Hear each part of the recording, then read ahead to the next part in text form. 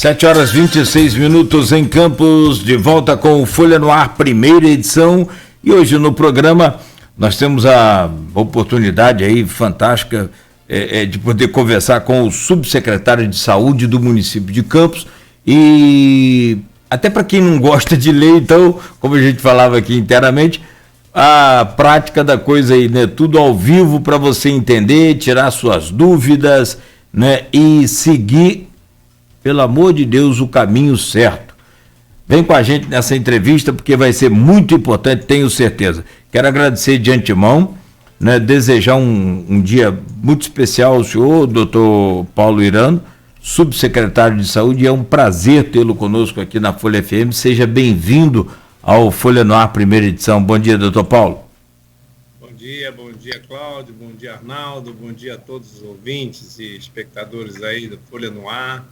É um prazer muito grande estar aqui de novo e vamos aí realmente tentar esmiuçar um pouco mais sobre essa condição ímpar, né, da humanidade, eu diria, né? Estamos todos passando por um momento extremamente crítico, o mundo está passando por esse momento crítico. Nunca na história da humanidade houve uma situação tão grave, tão avassaladora como essa pandemia. Nunca, em momento algum, você tem na história da humanidade algo semelhante a isso, nessa dimensão, como hoje o mundo está sofrendo, e nós estamos inseridos nesse processo, infelizmente, não tem como estar fora dele, né? Então, é uma situação muito crítica, sim. É preciso que todos tenham muita informação correta, muita consciência sobre o que está acontecendo e saber que a proteção nesse momento é tudo. Doutor Paulo, vamos falar sobre vacinação daqui a pouco, né? Esse é o tema destinado ao próximo bloco. Temos várias mudanças importantes que precisamos esclarecer, até mesmo para evitar, como o senhor falou, informação falsa que vai propagando aí. A pessoa acredita muito em que chega o WhatsApp, mas nem sempre é informação oficial. Então, daqui a pouco a gente reforça. Mas antes eu queria falar sobre a ocupação de leitos. O que levou Campos ao lockdown foi uma ocupação de 100%. Eu ouvi uma declaração do senhor e até usei na manchete, eu ouvi na InterTV, não foi a coletiva, mas vi na entrevista na InterTV que o senhor falava que o sistema de saúde de Campos colapsou. Hoje, como está esse quadro? Continuamos em colapso? Já há respiramos por aparelhos? Como que está a situação do quadro da saúde de Campos em geral? Perfeito. Bom, eu acho que é muito importante, primeiro, fazer com que todos que estão nos ouvindo entendam o cenário real do que é que acontece, como é esta dinâmica da questão dos leitos, da questão da doença em si. Nós estamos em plena pandemia, estamos no maior pico dessa pandemia desde quando começou, né? Há um ano e pouquinho atrás. Quer dizer, a gente começou isso, na verdade, foi declarado há um ano atrás, em março do ano passado, mas desde janeiro já estávamos tendo aqueles casos, enfim, potencializado com o carnaval, toda essa história que todo mundo já sabe. Só que em momento algum nós atingimos um pico como está agora no país inteiro. Na verdade é isso, a gente tem um país, né, continental imenso, em que tínhamos momentos em cada estado ou em cada cidade, momentos diferentes, né? A gente teve um pico, e o maior deles, que apavorou a todos, foi em Manaus, com a nova cepa em Manaus, e aí houve uma transmissibilidade excessiva lá na região de Manaus e entrou em colapso. Por que se entra em colapso o sistema de saúde, quando nós falamos que o sistema de saúde colapsou? É preciso que todos entendam que o colapso é quando a sua capacidade instalada de assistência à saúde, ela se esgota. Por que isso acontece? Porque nós temos um número muito grande de pacientes. Por que nós temos um número muito grande de pacientes? Porque a transmissão está alavancada, está acelerada. Como que se transmite o vírus? O vírus se transmite no contato interpessoal. O vírus se transmite através das mãos sujas que não foram higienizadas. E o vírus se transmite por conta do não uso das máscaras. Então, a gente tem três pilares aí que definem essa alta transmissibilidade. Nós temos esses 3 pilares que definem a alta contagiosidade, consequentemente, essa multiplicação de casos. Entendam que, se nós temos muitos casos, temos um número excessivo de pacientes contaminados pelo vírus, um percentual desses pacientes vai ficar mais grave por uma série de fatores, de comorbidades, de condições próprias, genéticas, obesidade. Tem vários fatores que hoje já estão bem pontuados, bem esclarecidos, que são fatores de risco. Então, esse grupo de pessoas, logicamente, poderá ter uma possibilidade de evoluir mal na doença. Quando ele evolui mal, ele entra no estado que chamamos de uma fase inflamatória grave, que aí esse paciente precisa de cuidados intensivos. Poxa, se eu tenho muitos doentes, tenho um número maior que precisa dos cuidados intensivos, eu tenho uma capacidade instalada desses leitos. Campos hoje tem um número acima da média das cidades de 500 mil habitantes, nessa média de 500 mil habitantes. A gente hoje já está indo para mais de 130 leitos de UTI Covid, somente Covid, fora as outras doenças que não param de acontecer e também aumentaram por falta do tratamento. Muitas pessoas deixaram de se tratar das outras doenças de base e, com isso também, nós estamos tendo uma incidência maior das patologias prevalentes, como o acidente vascular cerebral, o infarto agudo do miocárdio, o diabetes descompensado. Eles não param de acontecer, mas o que é importante hoje é a consciência da população no que diz respeito ao pico desta pandemia, de que nós estamos num momento de alta transmissibilidade e essa transmissibilidade ocorre pelo contato entre as pessoas. Daí voltamos a reforçar. É importantíssimo, é questão de vida, sobrevida. É usar as máscaras, manter o distanciamento social e, ao mesmo tempo, a higienização.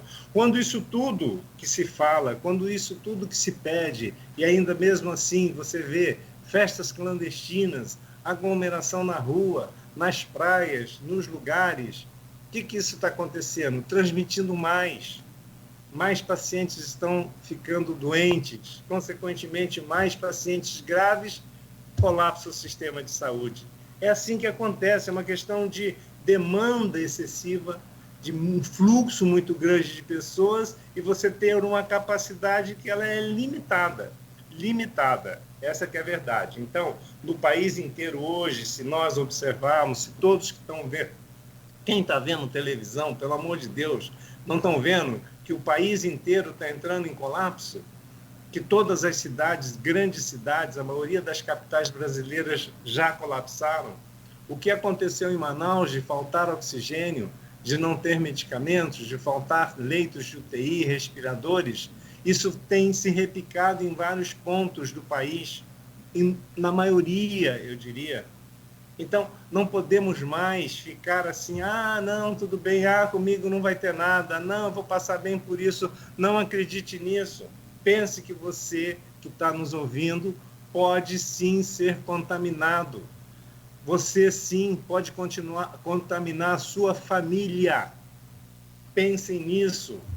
Os jovens, hoje a gente está tendo uma incidência maior na faixa etária mais inferior, nos jovens, porque eles são essa impetuosidade da juventude, acha que, eu diria, é o super-homem, nada vai acontecer, e aí não usa máscara, fica nas aglomerações, nas festas, ninguém se cuida, e aí vai para dentro de casa e leva, e está lá o papai, a mamãe, o vovô, o irmão, a família, a própria família. Então, esta contaminação hoje, a gente diz que a população está levando a Covid para dentro de casa. Meu Deus, ficamos aí um ano isolados, praticamente muitos com comorbidade, todos os acima de 60 anos ficaram isolados em casa. E, de repente, os jovens agora estão indo para a rua e trazendo para dentro de casa. Então, é um pedido, a gente implora, por favor, sigam as regras, sigam as orientações sanitárias, as orientações da ciência. Nós temos, pessoal, dois caminhos a tomar. Um é a vacinação e outro é a prevenção. A vacinação nós já estamos vendo que ela é insuficiente ainda.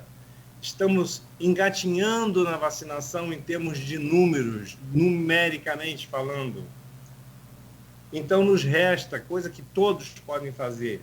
Não é preciso o prefeito determinar, não é preciso a Secretaria de Saúde determinar, não é preciso o Ministério Público intervir. Orientações, todos têm consciência já, eu tenho certeza, só que as pessoas não executam. Todos sabem que a gente não pode ter aglomeração, tem que haver o distanciamento social, tem que se manter distante 1,5 m, 2. Todos sabem que usar máscara é importante, mas as pessoas não usam. Isso é uma irracionalidade. A gente fica impressionado muitas das vezes, e não é só na rua, na periferia, às vezes mesmo em reuniões, a gente vê a pessoa colocando máscara no queixo, não adianta nada, a máscara é para tapar a boca e nariz, para proteger aos outros e a si mesmo. Existe uma frase célebre que foi dita logo no início: usando máscara, eu te protejo e você me protege. É simples assim. Todos têm que usar. É obrigatoriedade hoje. Para quê? Para se preservar. Porque quando pega a doença, gente, é uma loteria. Graças a Deus, a maioria sai bem. Porque se fosse um número muito maior, este colapso que está assolando o país hoje seria muito maior, muito mais precoce, isso já teria acontecido, né? É lembrar que a maioria das cidades brasileiras não tem condições de assistir aos pacientes graves, porque eles não têm terapia intensiva. Campos tem esse privilégio ainda de ter um número significativo e capacidade. Continuamos expandindo. Ontem, o nosso vice-prefeito Frederico Paes, nosso prefeito Vladimir, eles têm se mostrado de uma capacidade de absorver, de ouvir, de tomar decisões. A cidade tem que ficar feliz com essa ação. Ontem mesmo o Frederico conseguiu avançar e nos fornecer, e a partir dessa semana ainda teremos mais 10 leitos de UTI disponíveis, para que a gente possa esse desespero acalmar, que a gente consiga salvar mais vidas. É assim que está funcionando. A gente tinha uma programação, só um hiato para vocês verem como que a dinâmica da saúde ela é incrivelmente avassaladora em muitos momentos. A gente tinha toda uma programação por imperiosa necessidade de reforma do Hospital Geral de Guarulhos. Nós vamos ter que suspender as atividades lá. Já estávamos nessa programação, criando uma rede de assistência em Guarulhos, negociando com a rede contratualizada para que absorvessem esta demanda. E vejam, de repente temos um pico súbito. Este pico, gente, surgiu na quinta-feira. Quinta-feira agora passada, há uma semana atrás, amanhecemos com 8 vagas de UTI. O dia foi tão violento, tantas internações, tantos pacientes graves, que às 10 da noite a gente tinha 8 pacientes na fila. Foi aí que, então, numa reunião na madrugada, com o senhor prefeito, com o senhor vice-prefeito, com o doutor Charbel e eu participando, nós, então, visualizamos essa explosão, este colapso no nosso sistema. Estávamos com 100% dos pacientes internados em UTI, todos os leitos ocupados. O risco é muito grande.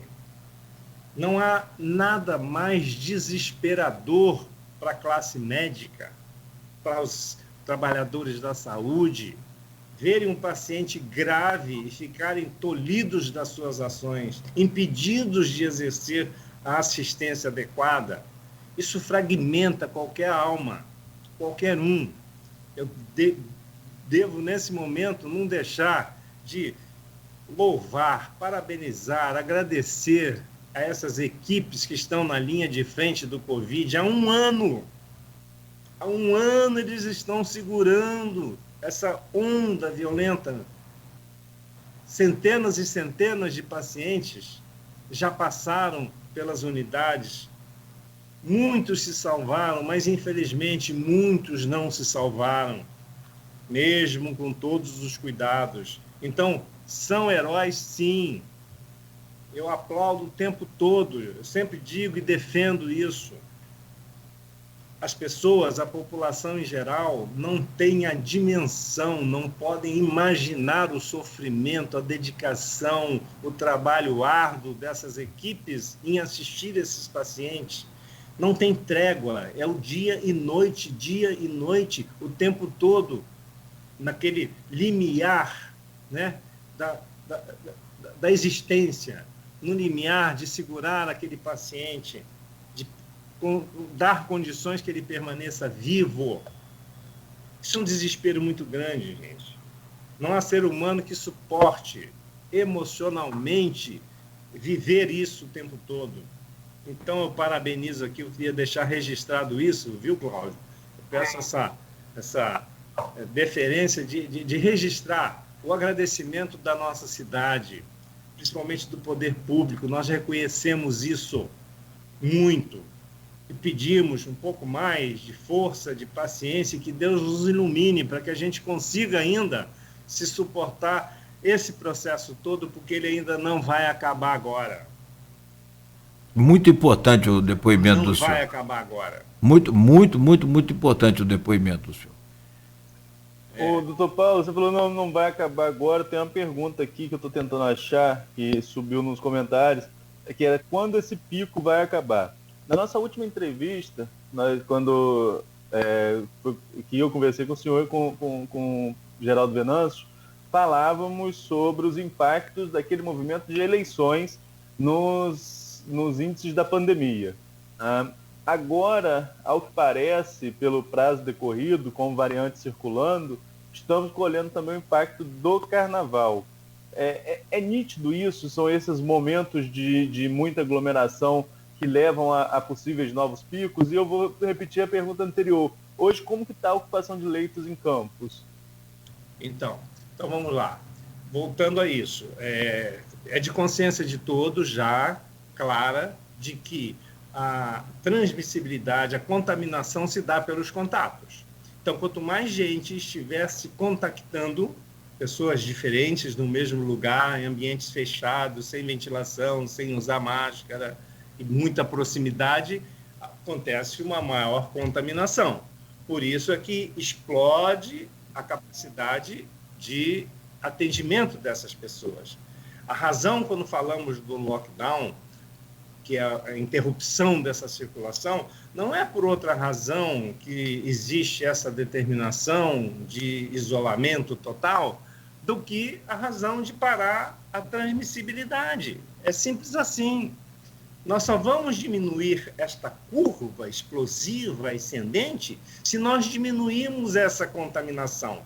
Não há outra forma. Não há. Então, é preciso parar o que contamina. O que é que contamina? Contato pessoal, falta do uso de máscara e falta da higienização das mãos. É isso que contamina. Quando você orienta isso tudo, mas a população como um todo não segue essas regras, é preciso vir a força da lei. Ninguém gosta, como foi colocado pelo Cláudio, não há prefeito no mundo que possa admitir que é bom parar o comércio, que é bom interromper a circulação das pessoas. Não, ele faz isso com muita dor, porque isso impacta no coração vivo da nossa cidade. O que é uma cidade? É viver em sociedade, é viver em grupos, é viver comunicando, consumindo, fornecendo coisas. Essa é a dinâmica de uma sociedade. Só que você precisa interromper essa dinâmica para que não morra tantas pessoas como vem morrendo. não tenhamos tantos doentes como vimos tendo. Então, essa é a dinâmica. Então, é preciso entender isso. Quando a gente fala em colapso, esse colapso ocorre porque temos um número grande de pacientes.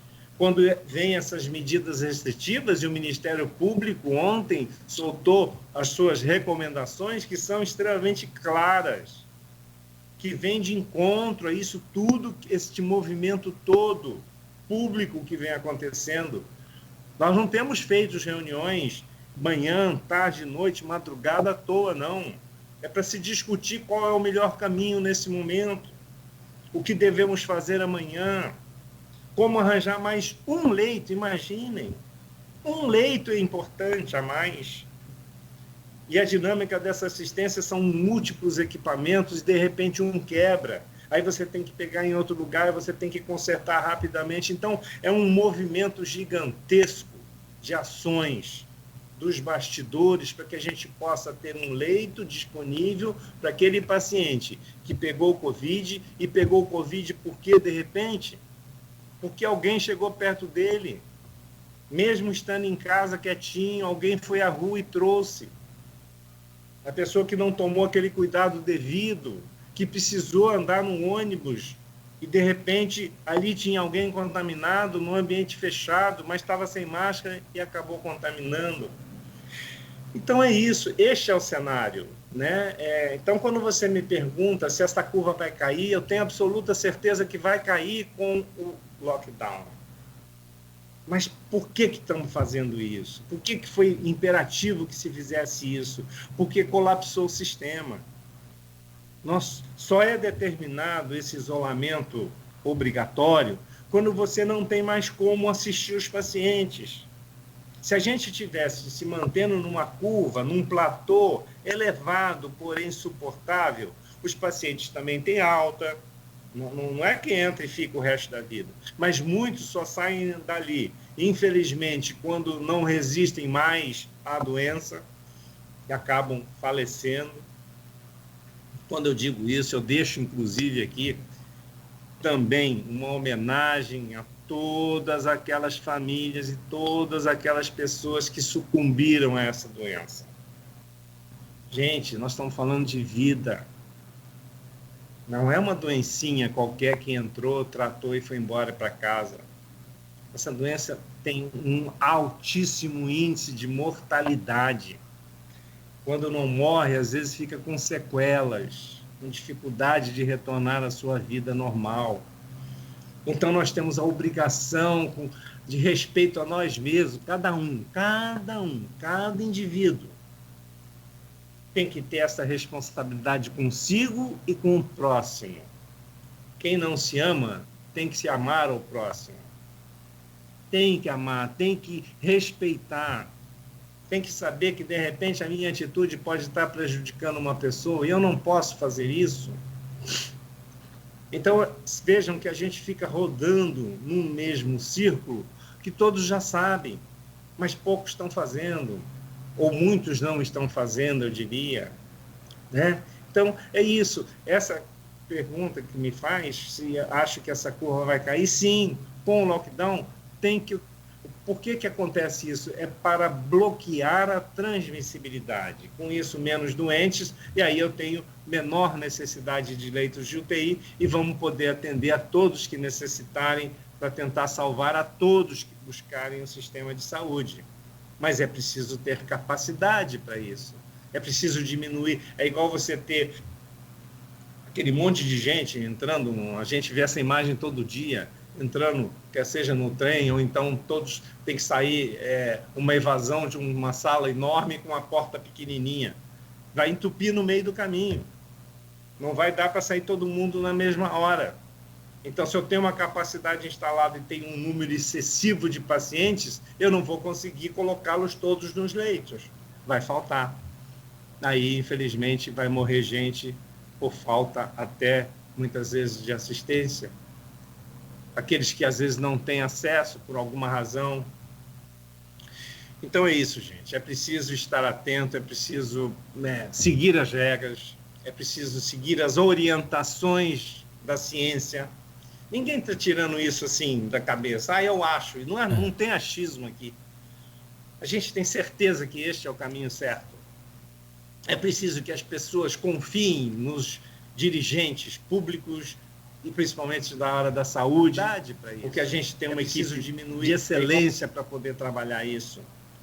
Está todo mundo se envolvendo cada dia, cada minuto que passa, dedicando um pedaço da sua vida a cuidar das pessoas, a criar o melhor modelo, a avançar o que podemos na vacinação, porque este sim é o caminho correto.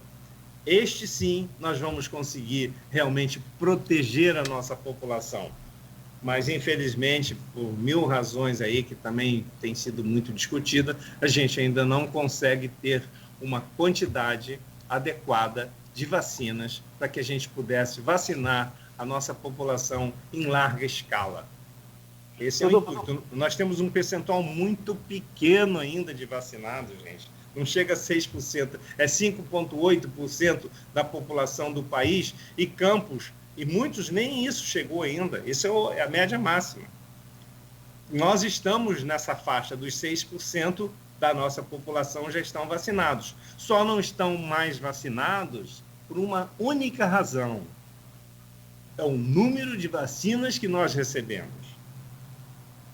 Nós recebemos um número muito reduzido de vacinas. E aí a gente tem que seguir, inclusive, as regras do Ministério da Saúde. Quem determina os grupos, as idades, os grupos prioritários, é o Ministério. Nós seguimos rigorosamente à risca as determinações do Ministério. Tanto que a gente está conseguindo vacinar conforme a determinação, só que com um número ainda muito reduzido. Esta semana a gente deve ampliar. O Brasil hoje... vamos falar mais ainda sobre vacinação no próximo bloco, deixar nossos ouvintes atentos, inclusive essa ampliação. Antes da gente virar a pauta para a vacinação, que é extremamente importante, como você mesmo falou, é o caminho para a gente chegar a uma imunidade alta na população e conseguir sair dessa pandemia, ou pelo menos começar a sair dela, eu queria falar com relação à falta de uma política pública nacional nesse enfrentamento ao Covid. Se isso, de alguma forma, atrapalha, inclusive, quando o município vem adotar essas medidas mais restritivas, como o lockdown. Você mesmo colocou na resposta, e a gente falou lá no primeiro bloco, o Ministério Público pede ações ainda mais restritivas, orienta por ações ainda mais restritivas do que Campos já adotou para esta semana, a priori até o dia 28 de março. Mas a gente vê nos comentários nas redes sociais, inclusive aqui no stream do programa e também nas matérias que falam sobre o lockdown, que vem uma parte da população criticando a medida, que acha que não é o melhor caminho, né? Acha que não é o melhor caminho e defende que não é o melhor caminho porque tem gente que vai morrer de fome, o que eu acho uma colocação extremamente exagerada, que se nós estamos falando de uma semana de lockdown, mas respeito à opinião de cada um. A falta de uma orientação nacional, um consenso entre as políticas federal, estadual e municipal atrapalha a aplicação de medidas mais rígidas como o lockdown no município? Sim. Vejam só, então vamos lá. É preciso entender que, neste momento, quando nós temos uma situação crítica, alarmante, desesperadora, de uma comunidade, de uma cidade, de um estado ou do país, é preciso que haja uma organização. Primeiro, no próprio conceito do que está acontecendo. Segundo, seguir uma linha. A partir do momento que você tem isso em qualquer situação, você tem várias linhas de raciocínio, várias condutas a serem tomadas, você acaba não tomando nenhuma. Ou fica a critério de cada um o que quer fazer e, enfim, definir. É preciso entender um pouco, quando diz respeito à saúde, que a gestão da saúde em si, nós chamamos de que ela é de um fundamento tripartite. O que é o fundamento tripartite? Entram na gestão da saúde o município, que é o primeiro, que está mais na ponta, o Estado e a federação. Então, é isso que tinha que estar havendo uma organização única. Todos nós vemos que essa determinação central, ou seja, no momento que a gente fala na vacinação e que temos que seguir as determinações do Ministério da Saúde, seguir as regras determinadas pelo Ministério da Saúde, deveria ser assim em todas as ações relacionadas à saúde e relacionadas à pandemia. A verdade é que quando você mistura conceitos ideológicos com conceitos técnicos, eles não vão bater. Os conceitos científicos, técnicos científicos, têm que seguir uma linha. É a linha da ciência, o que nos mostra quais são as evidências, o que é preciso ser feito. Todos os médicos, todos os epidemiologistas têm uma linha de raciocínio lógica, que é essa que a gente está desenvolvendo aqui. Eu só tenho doente grave porque eu tenho a doença que é grave. Eu só tenho um número grande porque muitas pessoas estão se contaminando. E elas estão se contaminando porque não estão seguindo as regras científicas, que é o distanciamento, o uso de máscara e a higienização das mãos. É simples a situação. Não se faz isso, temos muitos doentes e vamos entrar em colapso. Vejam como o conflito é tão grande em nível, diria, da alta cúpula, né, do nosso país, leia-se a própria presidência, leia-se os ministros, não é? Ver como que esse gigantismo de você tomar conta disso não é fácil mesmo, não. Mas no momento em que você conflita as filosofias, as ideias, trabalhando ou querendo isolar a ciência, que é quem deve determinar a linha científica real do que é que precisa ser feito, é imperativo que os cientistas, as classes médicas, o Conselho Federal, os conselhos de medicina, eles têm que dar um norte. Cabe aos nossos gestores públicos seguirem ou não. No momento em que a gente tem consciência plena que é importante usar máscara, e nós temos o maior mandatário do nosso país dizendo, não precisa usar máscara, isso é besteira, não usa. Não pode aglomerar, está ele numa aglomeração. Então, isso conflita as pessoas. Eu acho que esses comportamentos conflitantes é que acabam por também interferir no dia a dia das pessoas. Se ele faz, eu também posso fazer. É igual o ladrão. Se ele rouba, eu também posso roubar. É assim que funciona. Então, esse conflito, eu não tenho dúvida nenhuma de que esses conflitos da gestão pública, em nível do mandatário maior nosso, em nível da presidência da República, a gente vê isso, que continua havendo esse conflito. Vejam como que a gente caminhou nesse período, já vamos aí para o terceiro, quarto ministro da saúde. Como que se troca ministros da saúde num momento tão grave que o país passa? Com 300, estamos chegando, esta semana nós vamos atingir, senhores, 300 mil mortes. As pessoas não conseguem, talvez, dimensionar este volume. 300 mil pessoas sucumbiram a esta doença. Que se tivesse havido uma unicidade nas ações, uma conscientização plena de todos, se a gente tivesse conseguido desde o início manter esse tripé, esses 3 pilares simples, de conhecimento fácil de se adquirir, era incorporar isso na cabeça de cada um. Evite o contato próximo, mantenha o distanciamento social, use máscaras e higienize as mãos. Se todos fizessem isso desde o início, eu tenho certeza absolutíssima que nós não estaríamos chorando a perda de entes queridos, de amigos. Todos nós já temos um amigo que se foi. Muitos de nós, alguém da família que se foi. Muitas famílias dizimadas. Morre o pai, a mãe, o filho, o neto. Todos. Porque em algum momento falhou nessa cadeia. Então, Arnaldo, quando você me pergunta qual é a conexão que tem em relação a esses conflitos, é esse. Não podemos ter situações conflitantes. Deveríamos ter, sim, uma orientação única de vinda da parte central do nosso país, em nível federal, porque é de obrigação do nível federal, estadual e municipal.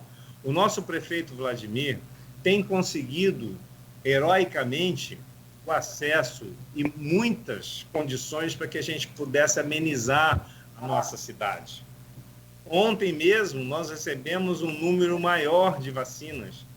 Recebemos 21 mil vacinas. Quase que a mesma quantidade que recebemos nesse período todo aí, que começamos a vacinação, que já temos 2 meses. Tem 2 meses que nós estamos vacinando. Nesse ritmo que nós vamos vacinar, nós não vacinamos 6% da nossa população. Então, nós vamos demorar aí 2 anos, praticamente, para vacinar a nossa população inteira. Então, esse não é o caminho único. Nós tem aí várias projeções de entregas de vacina, só que elas, na verdade, não estão sendo realizadas. A gente está tendo em conta-gotas. Graças a Deus, o nosso país tem um desenvolvimento em tecnologia relacionada às vacinas. A gente sempre foi considerado no mundo um modelo de vacinação pela capilaridade que tem o Sistema Único de Saúde. Em Campos, aqui na nossa cidade, nós tínhamos 70 polos de vacinação. 70. Que eram as unidades, todas elas com salas de vacinação. Por conta dessa questão, dessa gestão pública, por conta da pandemia, muitas foram fechadas. Hoje a gente tem aí, não temos 30 unidades abertas e já voltamos a reabri-las. Essa capilaridade, quando você tem vários polos, facilita a administração.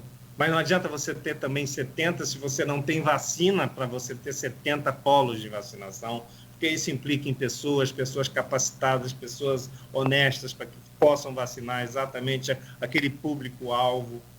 Tem uma série de situações complexas em qualquer das ações que é preciso que as pessoas entendam esses cenários. A mesma coisa, fila. Porque tem fila para vacinar. É lógico que vai ter. Você tem um polo em que está vacinando, pode ter 2, 3 pessoas vacinando, mas você tem um fluxo de 500 pessoas, de repente, na mesma hora, chegando 24 horas antes. Então, vai ter fila para poder dar vazão àquilo.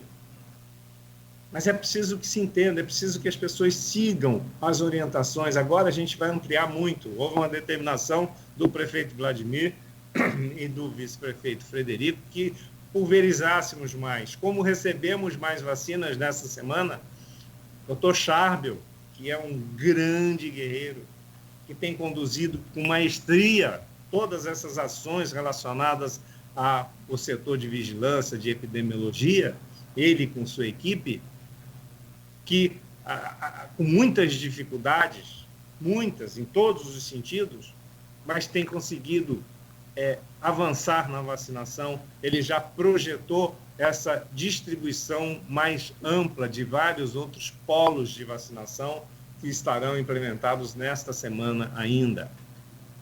É assim, se recebêssemos 100 mil doses, 200 mil doses, nós íamos promover esta vacinação, porque este é o grande caminho. Só que na projeção da velocidade que nós estamos recebendo, eu digo aos senhores todos, pasmem, se mantiver esta velocidade, nós vamos demorar 2 anos, para mais de 2 anos, para vacinar a nossa população toda. É o que nos interessa? Não. Tínhamos que vacinar rapidamente. Estados Unidos vacinou agora, em menos de 100 dias. Milhões, 120 milhões de pessoas. 120 milhões de pessoas. Por quê? Eles mudaram a chave lá. Enquanto havia um presidente em que era negacionista também, o que acontecia? Os Estados Unidos passou por o pico, foi o epicentro da doença no mundo. entrou o novo presidente, determinou imediatamente a compra em massa das vacinas, comprou vacina para a população inteira, está sobrando vacina nos Estados Unidos, porque ele se antecipou, ele entrou e fez o processo como um todo.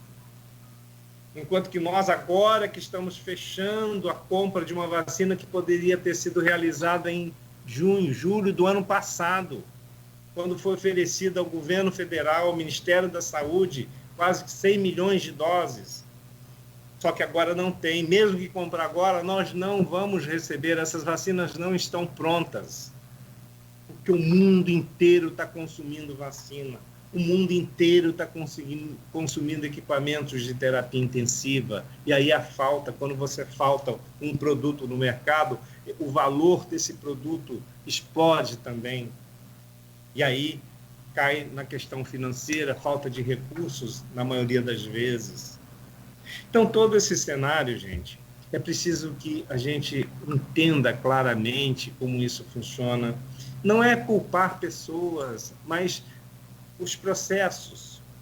Numa gestão, quando você não tem uma linha que caminha em conjunto, com forças sinérgicas, forças que vão todas para o mesmo, vamos dizer, foco, mesmo alvo, aí a coisa fica perdida. Perfeito. Apesar de todas as dificuldades, Campos, eu digo isso, a nossa população pode ficar um pouco mais acalentada no sentido de que, por determinação do nosso prefeito Vladimir Garotinho e do vice-prefeito Frederico Paes, que tem sido uma pessoa de forte presença na saúde, de forte determinação em encontrarmos as soluções, essa que é a verdade, gente. Porque os problemas eles se multiplicam numa dimensão de uma rapidez impressionante, de uma complexidade inimaginável.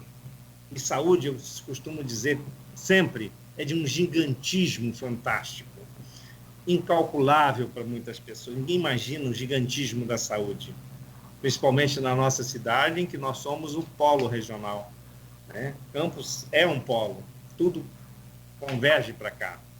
Soluções em saúde estão aqui. E daí acontece que vem muita coisa para cá, além dos nossos próprios munícipes. Então, essa determinação de que vamos encontrar soluções, quais são os problemas, é todo dia isso. Qual o problema maior hoje? Onde é que aconteceu? Onde é que estão os gargalos? Como que nós podemos resolver? Não é uma pessoa apenas que decide isso. Nós, técnicos, médicos, epidemiologistas, os colegas da saúde, a gente tem a obrigação de identificar o problema, porque não é um problema num lugar, não. São inúmeros problemas em múltiplos lugares. Essa que é a verdade. Perfeito. Eles se multiplicam e se repicam e repetem, viu? Perfeito. Doutor Paulo, nós precisamos fazer uma pausa rápida e no próximo bloco, Arnaldo, a gente volta a falar sobre essa questão do cronograma de vacinação. Ok?